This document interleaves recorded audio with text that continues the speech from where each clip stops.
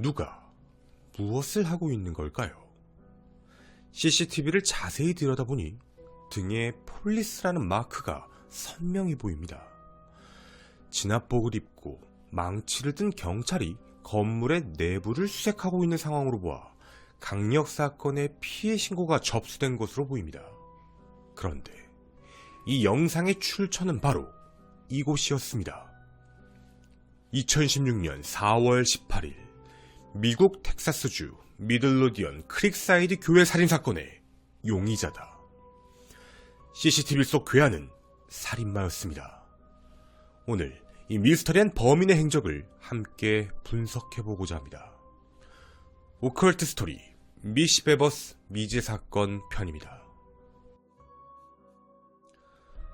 18일 새벽 5시 예정된 운동 수업을 듣기 위해 도착한 수강생들은 교회 바닥에 피를 흘리며 쓰러진 한 여성을 발견합니다. 피해자는 전문 피트니스 강사 45세 미시 베버스. 학생들의 수업을 준비하던 강사가 피살된 살인사건이었습니다. 피해자는 언제 사망한 것일까요? 피해자의 행적은 하루 전인 17일 일요일 저녁 비 내리는 날씨에 대한 걱정으로부터 시작됩니다. 다음 날인 새벽 5시 교회 야외에서 수업이 예정되어 있었기 때문이었죠. 하지만 그칠 생각이 없어 보이자 수강생들에게 미리 메시지를 보내놓았습니다. 우천으로 인해 오전 5시 수업은 크릭사이드 교회 내부에서 진행합니다. 피해자의 다음 행적은 오전 4시 20분 CCTV를 통해 확인이 가능했습니다. 차량이 크릭사이드 교회 앞에 도착을 하고 운동기구들을 챙겨 건물 안으로 들어가는 피해자. 그 이후 어떤 사람도 교회 내부로 들어가지 않았습니다. 새벽 5시 수강생들이 도착해 시신을 발견하기 전까진 말이죠. 낭자한 혈흔들, 피해자의 머리와 가슴에서 발견된 끔찍한 자상들, 바닥에 흩어져 있는 유리파편까지 불과 40분 사이 도대체 어떤 일이 있었던 걸까요? 많은 비가 내리던 그날 경찰이 확보한 교회 CCTV. 그곳엔 누군가가 있었습니다. 외부 CCTV는 어떠한 이유에서인지 작동하지 않았지만 내부 CCTV는 움직임이 관찰되면 자동으로 촬영되는 모션 감지 촬영으로 녹화가 되어 있었죠. 그 안은 손전등이 장착된 방탄모, 폴리스라고 적혀있는 전술조끼, 그리고 군화까지. 마치 미국의 경찰 특수화기 전술 쪽 스와팀을 연상케 하는 복장이었습니다. 그리고 이 사람은 망치를 들고 무언가를 찾으려는 듯 교회 내부에 있는 문을 하나씩 열며 돌아다니기 시작합니다. 직접적인 살해 장면은 촬영되지 않았지만 새벽 시간 이상한 복장을 하고 교회를 찾은 신원 미상의 인물, 그리고 손에 들린 망치까지. 이 사건의 범인이 틀림없었습니다. 지금부터 이 교회의 내부 평면도를 함께 확인하며 당시 범인이 어떻게 이동했는지 자세히 살펴보고자 합니다. 교회는 총 5개의 출입로가 있으며 중심부 예배당을 기점으로 동서남북 총 21개의 방으로 구성되어 있습니다.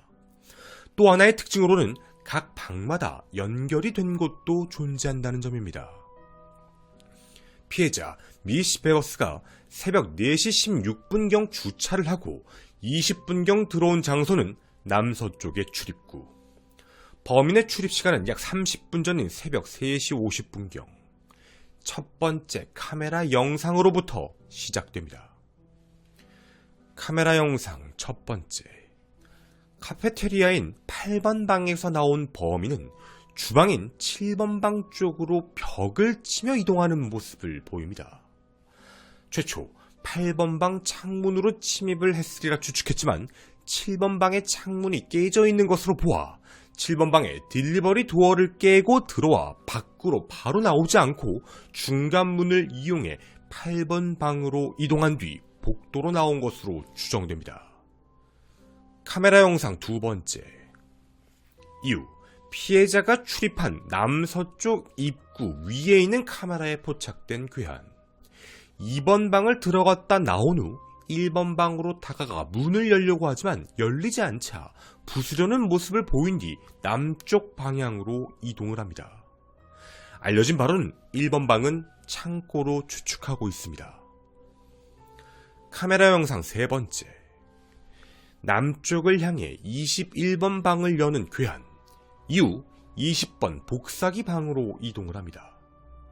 그런데 이 영상에서 한 가지를 알 수 있었습니다. 바로 21번 방의 문을 토대로 괴한의 키를 분석해보면 약 5피트 7인치, 170.2cm 정도의 키로 추측이 되었죠. 카메라 영상 네 번째. 괴한은 예배당 남쪽 문을 열고 들어가는 모습을 보인 뒤 갑자기 동쪽의 10번 방에서 9번 방으로 이동하는 장면이 포착됩니다. 여기서 알 수 있는 사실 하나. 무엇인지 알 수는 없지만 흰색 상자 같은 걸 갑자기 하나 들고 있습니다. 둘, 괴한에 헤드램프가 켜져 있습니다. 셋, 예배당으로 들어가고 10번 룸에서 갑자기 보였던 이유는 14번 룸을 통해 13번, 12번, 11번, 10번 룸 하단까지 들어간 것으로 보여집니다. 영상을 자세히 살펴보면 문이 열려있는 것으로 포착이 되죠. 그리고 10번 룸의 상단으로 나와 CCTV에 포착되며 9번 룸으로 들어간 것입니다. 그리고 9번 방의 창문을 깨고 문을 여는 마지막 장면까지. 이 행동을 한 이후 피해자는 사망한 채 발견된 것입니다. 우리는 이 영상의 분석을 통해 여러 의문점을 갖게 됩니다. 범인은 왜 이런 옷을 입은 걸까? 범인은 무엇을 찾고 있던 걸까?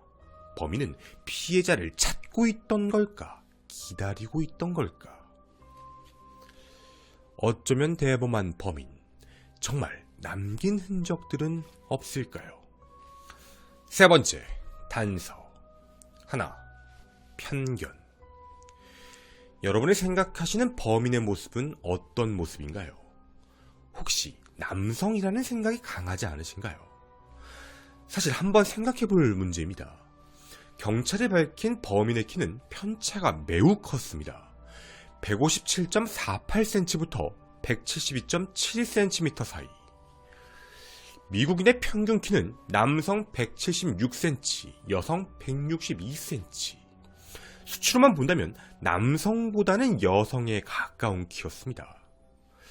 그럼 정말 여성일 가능성이 높은 걸까요? 범인이 입고 온 진압복. 아마도 자신의 신원을 숨기기 위함이거나 경찰로 위장해 누군가를 안심시키기 위함일 것입니다. 그런데 자신의 신분을 숨기기 위한 거라면 굳이 이 진압복이 필요했던 걸까요? 이 진압복은 너무나도 눈에 띕니다. 만약 누군가에게 강도 행각이 발각된다면 즉시 도주를 해야 하는데 일반적인 의류에 비해 무겁고 도주를 하기에 굉장히 거추장스럽다라는 것이죠. 정말 자신의 신원을 숨기고 싶었던 거라면 복면을 쓴다든지 체형을 가릴 정도의 옷만 입으면 될 겁니다. 그럼 혹시 처음부터 살인이나 위협을 가할 목적으로 미 씨에게 접근한 것이라면 미 씨에 대해서 잘 알고 있었을 가능성이 높아집니다. 미시 베버스의 지인들은 언론과의 인터뷰에서 이런 말을 합니다. 미시 베버스는 웬만한 남성만큼 힘이 센데 어떻게 이토록 허망하게 살해당한 것인지 쉽게 납득하기 어렵다. 미 씨의 키는 172cm, 힘이 세고 운동신경이 뛰어난 미 씨와의 몸싸움에서 자신의 몸을 보호하기 위한 방어의 수단이었을지도 모른다는 점입니다. 이를 보면 범인은 피해자보다 힘이 약한 자, 여성일 확률이 충분히 있어 보입니다. 두 번째, 영상 속의 걸음걸이. 눈썰미가 좋으신 분이라면 파악하셨을 그 걸음걸이. 범인은 굉장히 특이한 걸음걸이를 가지고 있습니다. 법보행 전문가 나렌버그 박사의 분석 결과에 따르면 범인은 팔자 걸음이지만 왼쪽 발보다는 오른쪽 발이 좀 더 몸 바깥쪽으로 튀어나와 있다라고 이야기합니다. 또 범인은 다른 사람들보다 걸을 때 훨씬 더 팔을 심하게 흔드는 특징이 있다라고 봅니다. 그리고 약간 절뚝거리는 모습이 보이기 때문에 일시적으로 다리를 다쳤거나 다리에 장애가 있는 사람일 확률이 높다라고 판단했죠. 그리고 CCTV를 천천히 돌려보다 보면 무언가 다리에서 반짝이는 것처럼 보이는 모습이 포착됩니다. 어쩌면 의족을 착용했을 수도 있습니다. 세 번째, 또 다른 CCTV. 사건 발생 몇 주 후 경찰은 새로운 CCTV 영상을 하나 더 공개했습니다. 사건 발생 당일 오전 1시 40분경 스포츠용품점의 CCTV에서 수상한 차량이 포착됩니다. 고속도로에서 빠져나와 주차장으로 들어오는 은색 세단. 그런데 건물 주변을 빙빙 돌았다 멈추기를 반복하더니 주차를 하고 헤드라이트를 켰다 껐다를 반복하는 등 무언가 일반적이지 않은 수상한 행동을 반복했습니다. 그리고 CCTV에서 이 차량이 마지막으로 목격된 지 19분 후 교외에선 모션 감지 CCTV가 작동되었습니다. 우연의 일치를 하기엔 무언가 수상했던 것이죠. 경찰은 해당 차량이 용의자일 수도 목격자일 수도 있으니 부디 제보를 부탁한다는 입장만 밝혔습니다. 명확하게 차량이 찍힌 듯 보였지만 비가 오던 날이었기 때문에 번호판이 반사되며 번호 식별이 불가능했던 상황이었죠. 현지 경찰이 추정한 차종은 2010년에서 12년식 닛산 알티마 또는 10년에서 12년 인피니티 G37 차량이었습니다. 저희 김원TV에서도 차량의 범주를 좁히기 위해 저 개인적인 시각이 아닌 다수의 생각이 궁금해 커뮤니티란에 어떠한 차종에 대한 정보도 없이 구독자분들의 의견을 여쭤보는 사진과 글을 남겨보았습니다. 그 결과 놀랍게도 대부분이 2010년에서 12년식 닛산 알티마 차량으로 유출해 주셨습니다. 분명 국적을 막론하고 다수의 생각은 비슷한 것입니다. 하지만 인터넷상에서 크게 이슈되었음에도 이 상하리만큼 차량의 주인은 현재까지도 나타나지 않았습니다. 그럼 이제 범인을 추적해봐야겠습니다. 미들로디안 경찰은 최초 강도에 의한 살인사건이라고 판단했습니다. 여러 이유들이 있었지만 무엇보다도 중요한 점은 범인이 베버스보다 먼저 교회에 들어와 있었다는 점이었죠. 경찰은 베버스와 전혀 연결고리가 없는 강도가 교회의 금품을 훔치기 위해 들어왔다가 베버스와 마주치게 되었고 당황하며 베버스를 살해했을 것이다 라고 추측했습니다. 그런데 며칠 후 경찰은 강도에 의한 살인이 아닌 표적형 범죄에 초점을 맞추고 수사 중이다 라고 밝힙니다. 바로 면식관계의 가능성 때문이었죠. 하나, 범인은 미시 베버스가 이곳에 올 것이라는 걸 알고 있었다. 사건 발생 하루 전인 17일 오후 6시 40분 미시 베버스는 페이스북에 한 게시물을 업로드합니다. 비가 오더라도 강습은 진행된다 라고 적힌 이미지와 그리고 함께 적힌 글. 오전 5시 크릭사이드 교회에서, 즉 미시 베버스가 직접 범인에게 말하지 않았더라도 충분히 크릭사이드 교회에 새벽 수업이 있다는 걸 알 수 있었습니다. 두 번째, 범인은 베버스가 일찍 이곳에 올 걸 알고 있었을 수도 있다는 점. 오전 5시 수업이 있다는 걸 알았다고 하더라도 어떻게 그 새벽 일찍 올 것을 예상할 수 있었을까요? 하지만 이는 범인이 면식관계라면 충분히 알 수 있는 내용이었습니다. 미시 베버스는 항상 오전 첫 타임 수업이 있는 날은 40분 정도 일찍 출근해 수업 준비를 했다고 합니다. 이 정보는 미시 베버스 수강생들 또한 모두 알고 있는 내용이었죠. 세 번째, 범인은 금전적인 목적으로 교회에 온 것이 아니다. 범인이 강도라면 어떤 행동을 해야 했을까요? 바로 금품을 훔쳐야만 합니다. 하지만 수사 결과 범인은 어떠한 금품도 훔치지 않았습니다. 교회 내에서 사라진 것도 없었고 미시 베버스 손에 있던 값비싼 결혼 반지도 그대로 끼워져 있었죠. 처음엔 그녀의 사체 주변에 지갑과 휴대폰 등이 없었기 때문에 이를 가져갔다라고 생각을 했지만 교회 밖 주차되어 있는 베버스의 차 안에서 열쇠, 지갑, 아이폰, 핸드백 등이 그대로 발견되었습니다. 그럼 또 다른 가능성. 훔칠 계획을 가지고 들어왔지만 훔칠 만한 물건을 찾지 못해 방황하던 찰나 미시 베버스를 마주쳐 살해하고 겁이 나서 도망친 걸까요? 하지만 이 경우 또한 아닐 가능성이 높았습니다. 먼저 교회 내에는 현금이 잔뜩 들어있는 헌금함이 있었습니다. 교회 내에서 30분 이상 돌아다녔던 범인은 헌금함을 발견했을 확률이 당연히 높았죠. 또 강도에겐 무엇이 필요했을까요? 훔친 물건, 훔친 돈을 담아갈 것이 필요합니다. 하지만 범인이 가지고 있던 것은 망치, 칼, 쇠 지렛대가 전부였습니다. 강도 행각을 위한 물품이라기보다는 누군가를 위협하거나 살해하기 위한 도구만 준비한 것으로 보였죠. 그리고 결정적으로 전문 터리범이라고 하기엔 능숙하지 않았습니다.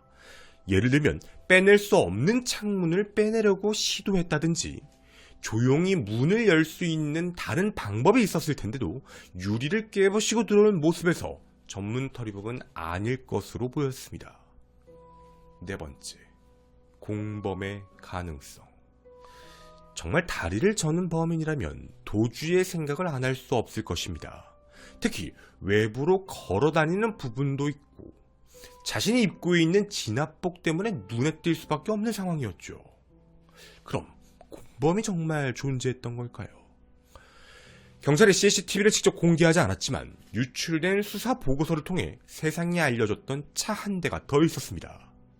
미시 베버스가 시신으로 발견되기 30분 전 교회를 비추고 있는 한 CCTV에서 짙은 색의 SUV가 교회 주차장에서 빠져나오는 장면이 흐릿하게 찍혔던 것이었죠. 분명 사건이 발생했을 것으로 추정되는 시간대이기 때문에 범인이거나 공범일 가능성이 높았습니다.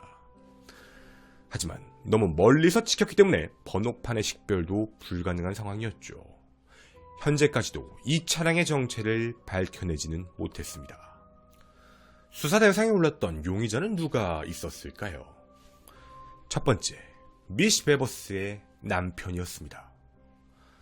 미시 베버스에게는 사랑하는 남편과 눈에 넣어도 아프지 않을 3명의 딸이 있었습니다. 평화롭고 행복해 보이던 베버스의 가정.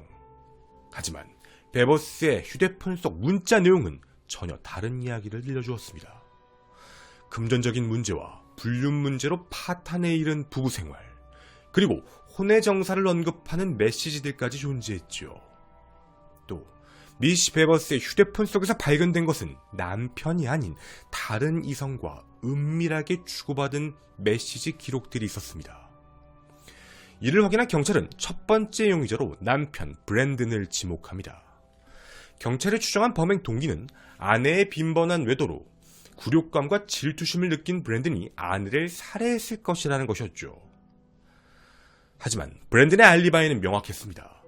사건 당일 교회에서 수백 마일 떨어진 곳에서 낚시 여행을 즐기고 있던 것이었죠. 이는 만들어낸 알리바이가 아니었습니다. 전자기록과 선장을 포함한 다수의 목격자들에 의해 확인된 사실이었습니다. 또 브랜든은 CCTV 속 범인의 키보다 훨씬 더 컸습니다. 그렇게 남편 브랜든은 제일 먼저 용의선상에서 벗어나게 됩니다. 두 번째 용의자, 시아버지. 남편 브랜든의 알리바이가 명확한 것으로 알려지자 다음 용의자로 지목된 사람은 브랜든의 아버지이자 미시 베버스의 시아버지인 랜디였습니다. 추정 범행 동기는 아들 브랜든이 미스 베버스와의 결혼 생활로 고통스러워하자 두 사람이 살인을 공모했고 용의선상에 제일 먼저 오를 브랜든 대신 아버지 랜디가 베버스를 살해한 게 아니냐라는 것이었습니다. 근거가 있는 이야기였을까요? 이 영상 자세히 봐주십시오. CCTV 속 범인은 팔을 심하게 흔들며 쩔뚝거리는 모습이 있었는데 랜디 또한 다리가 불편해 절뚝거리며 걸었습니다. 이뿐만이 아닙니다. 수사 나흘차 경찰서로 누군가가 찾아옵니다. 오늘 어떤 중년 남성이 피범벅이 된 여성용 블라우스를 가지고 와서 드라이니 클리닝을 맡겼다. 세탁소 직원의 진술은 이러했습니다. 어쩌다 옷이 이렇게 된 거냐라고 상대방에게 묻자 자신의 개가 다른 개와 싸워서 피를 흘렸고 병원으로 옮기던 과정 중 묻었다라고 대답을 했다는 것이죠. 그러면서 드라이 클리닝 영수증을 경찰에 건네준 겁니다. 조사 결과 이 여성 블라우스를 맡긴 남성은 시아버지 랜디였습니다. 누가 보더라도 의심쩍은 상황이었죠. 경찰은 황급히 혈흔 분석에 들어감과 동시에 아버지 랜디를 추궁하기 시작합니다. 그러자 랜디는 자신이 왜 사랑하는 며느리를 살해했냐며 분노합니다. 그러며 피가 묻은 블라우스에 대해 이렇게 설명을 합니다. 자신과 아내 그리고 애완견 킬러가 함께 오랜만에 친척집에 방문했는데 친척집에 있던 개와 싸움이 붙었고 이를 뒤늦게 발견한 랜디와 랜디의 아내가 황급히 동물 응급병원으로 킬러를 보냈지만 사망했다는 것입니다. 그리고 병원으로 이송하던 중 그 킬러의 피가 묻었다라는 것이었죠. 사실일까요? 혈흔 분석 결과 블라우스에 묻어있는 혈흔은 동물의 것으로 밝혀졌습니다. 또 킬러를 데리고 갔다는 동물병원의 수의사 또한 이 사건을 기억하고 있었죠. 랜디의 알리바이도 명확했습니다. 사건 당일 아내와 함께 캘리포니아에 있다는 것이 명확하게 밝혀졌기 때문이죠. 용의자와 비슷한 걸음걸이였던 랜디 또한 그렇게 용의선상에서 배제되었습니다. 세 번째 용의자, 경비원. 사건 발생 몇 달 후 경찰은 또 다른 제보를 받게 됩니다. 미시 베버스가 사망한 이후 열린 추도식에서 경비원으로 일했던 남성이 있는데 이 남성이 범인의 걸음걸이와 굉장히 비슷하고 전과자라는 것이었죠. 그 남성의 이름은 바비 웨인 헨리. 그런데 정말 소름 끼치는 전적이 발견되었습니다. 헨리는 전직 경찰관이었습니다. 즉 그 말은 범인이 입고 있던 진압복도 소지하고 있을 확률이 높다는 것이죠. 또 그는 1996년 성폭행 혐의로 경찰에서 제명되었지만 이를 숨긴 채 여러 곳에서 경비원으로 일을 해왔습니다. 그리고 정말 제보 내용대로 헨리의 걸음걸이는 범인과 굉장히 흡사했습니다. 수상한 점은 이뿐만이 아니었습니다.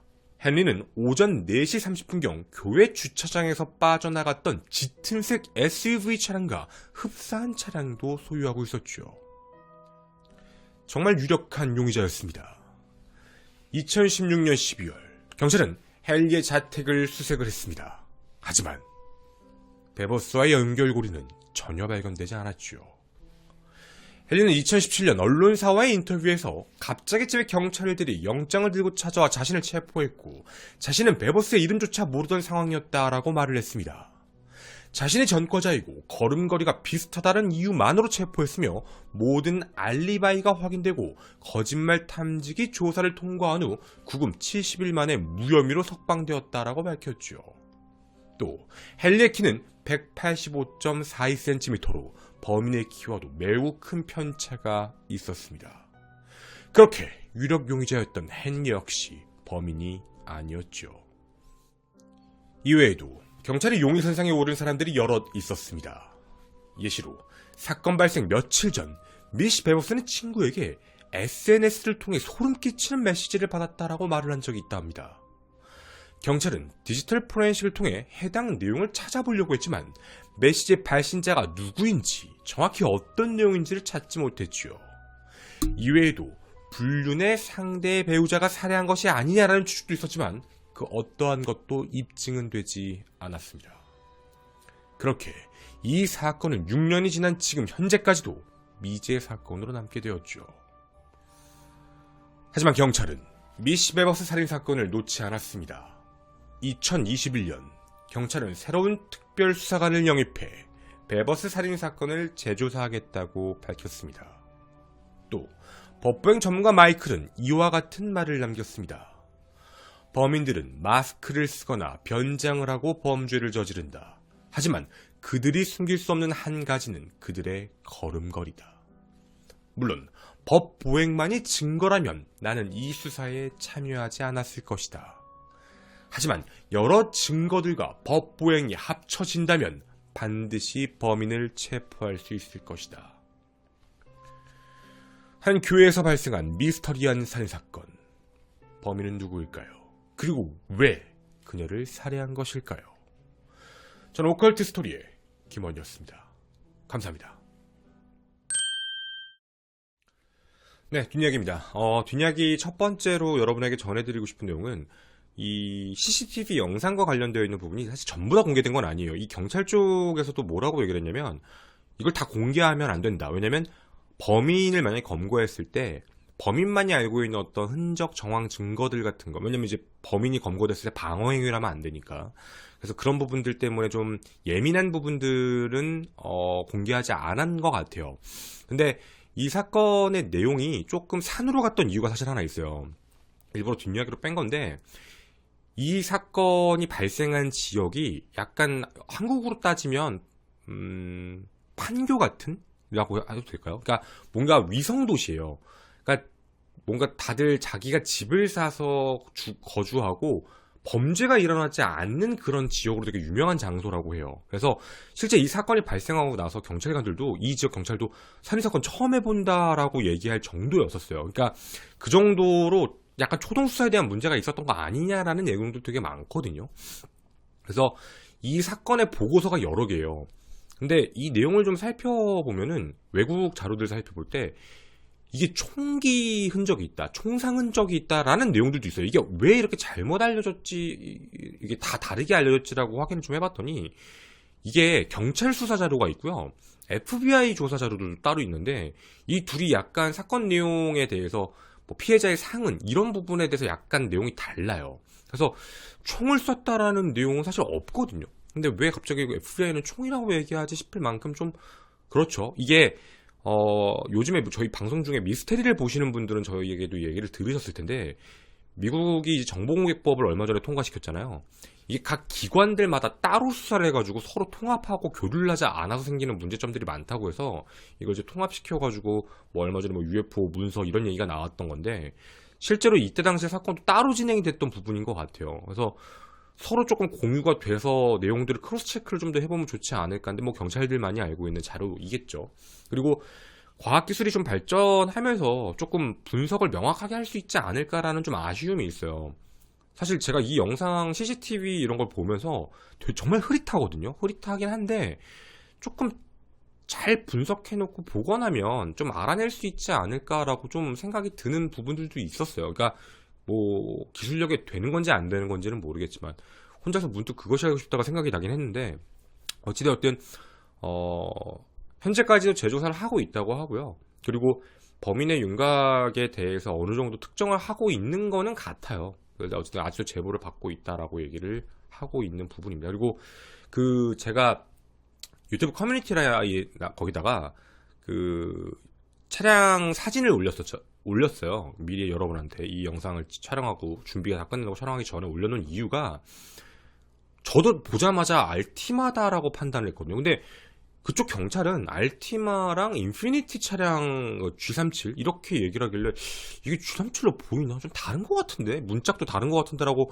혼자 생각을 좀 하고 있다가 여러분한테 여쭤보는 게 가장 빠를 거다라고 판단했어요. 이 다수의 지성, 집단 지성이잖아요. 그러니까 저 혼자 판단하는 건 아닌 것 같아가지고 어떤 정보도 안 들었어요. 그냥 사진만 띄우고 이제 여러분한테 전달을 해드렸는데 저 좀 놀랐어요. 되게 빠른 시간 내에 다들 닛산 알티마라는 얘기를 되게 많이 해주셔가지고 다들 다 비슷하게 생각을 하는 거구나라는 생각을 했죠. 그래서 이제 그걸 이제 자료로 저희도 넣은 거고요. 그리고 마지막으로 하고 싶은 이야기는 이 법보행에 대한 부분이에요. 그 법보행을 모르시는 분들도 계실 거고 아시는 분도 계실 거예요. 대한민국에서 법보행이라는 거를 아시는 분들은 아마 이 영상 때문에 알고 계실 거예요. 이 영상이죠. 이게 뭐냐면 그것이 알고 싶다에 나왔던 정말 우리나라에서 법보행이라는 게 있구나라고 많은 사람들에게 알려졌던 사건인데 보험금 노리고 15년지기 친구를 살해했던 사건이거든요.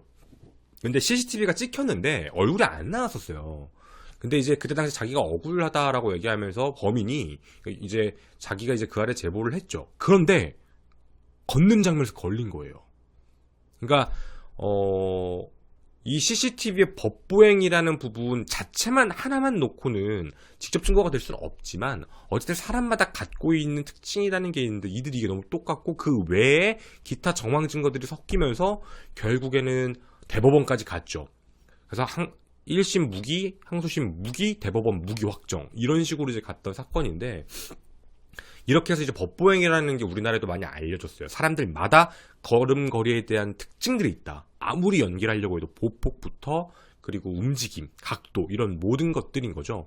그래서 이것도 일종의 하나의 지문인 거예요. 그래서 굉장히 신뢰감이 높은 그런 내용이죠. 근데 이 부분을 지금 오늘 말씀드린 이 사건에서 되게 중요하게 바라보고 있는 장면인 것 같아요. 근데 저도 그 부분을 의심했어요. 저희가 얼마 전에 올렸던 그 대한민국 택시기사 사건 있잖아요. 거기에도 걷는 장면에서 쩔룩거리는 장면이 있어서 이게 진짜일까 아닐까에 대한 건 그때 의심을 했었어요. 저희가 영상에서. 이게 고의적으로 한 건지 진짜인 건지. 왜냐면 그거는 영상이 매우 짧았기 때문에 뭔가 법보행으로 분석을 한다라는 것 자체가 되게 어려울 수 있다고 해요. 짧아서. 근데 지금 그 아래서 했던 그 영상이라던가 아니면 지금 보여드렸던 이 영상에서는 이게 고의적으로 하는 게 아니다라고 판단하는 이유가 뭐냐면 고의적으로 하면 그게 티가 난다고 해요. 영상이 기니까. 근데 이걸 분석을 해봤을 때 고의적인 행동은 아니고 분명히 일시적으로 다쳤거나 아니면 뭔가 장애를 갖고 있거나 라고 판단을 하고 있는 것 같더라고요. 그래서 여러분에게 이 사건에 대한 뒷이야기까지 이렇게 정리해서 전해드렸습니다. 그리고 앞부분에도 저희가 아마 들어갔을 것 같은데 제가 지금 코로나에 걸린 상황이 오미크론이라고 하죠. 그래서 지금 냄새도 안 나고 좀 그런 상황인데요.